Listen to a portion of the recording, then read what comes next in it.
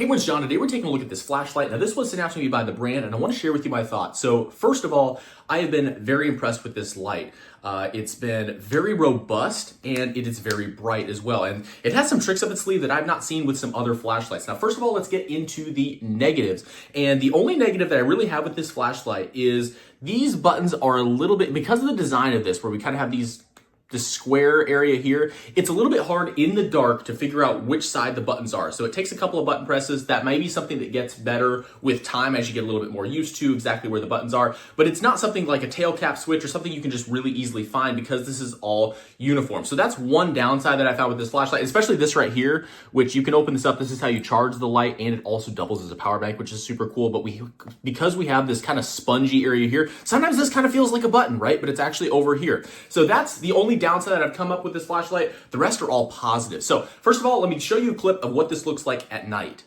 So here we are testing this flashlight. This is very powerful. This has got quite a range on it. Try to get the camera to focus there. And we can bring this in quite a bit by just adjusting the head there. So you can see on the most open, it really has quite a wide range here. And it also has the adjustability here, so we can do less. Oh, that's on and off. I do like that this flashlight always starts off on the highest mode. Got some flashing, some strobe, and then I'll show you what the side looks like here. It's got this one on the side, which is really nice for camping. It's a very actually gentle yellow light, and it's got a red one as well, and then a flash. So as you can see, this is a very powerful flashlight. Now I want to show you this battery. So it actually comes with this battery, a massive boy. I mean, look at this battery. It is awesome. Now this is not all that it comes with. It also comes with this little sheath here. So not only can this run on this big battery, this is a 5,000 milliamp hour battery, a 26650 for those of you that are battery connoisseurs, but this will also run on an 18650 battery, which I actually have some for some of my lasers and other things. And one of those batteries will slip into this case here. It'll slide in, and you can actually run this on those 18650 batteries. So you actually have multiple different power options, either the battery that it comes with or 18650s, which is cool. It also came with this is one of those little triple deals where the triple A's fit into. Came with those batteries, which is actually pretty cool. So it came with those. Those will slide in here, which will slide into here, which goes into here. So you actually have 3 different ways you can power this. With the 18650 batteries, with the included battery, or if you want to just use regular old AAAs, because that's what you have, and you got a whole bunch of them, that will work as well. So I do love the fact that you get multiple options. I haven't had a flashlight before where you have a lot of different options to be able to power the light, but this is very powerful. I would just keep using the rechargeable one that it came with. We also have the adjustable head here. This is how that works, and so it really allows you to either have a really wide beam or concentrate that beam. And I have to tell you, when this is concentrated, it is very intense. So if you really want to pinpoint something, you can. Had this out at the park across a pretty large lake, and there were some geese just way far out there. Kind of wanted to see what they look like.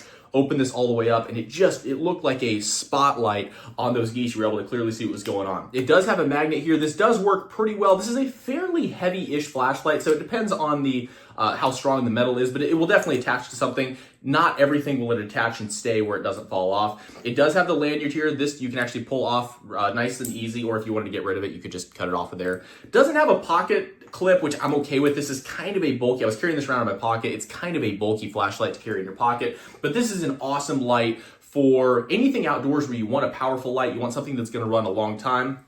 The other thing that I really like about this light, just kind of a nice quality of life feature, is the fact that it always defaults to the highest mode. So anytime you push this button on, by the way, this is how it shows you you're at 100%, so I do like that that's clearly displayed here. It always will remember and go to the highest mode. So this is not one of those lights where you turn it on and it's doing the, whatever last setting you had it on, like some little candlelight mode or something like that. It always defaults to the highest, and then you can just press to move to less modes. And of course it has like the strobe and all that stuff as well. So I do like that.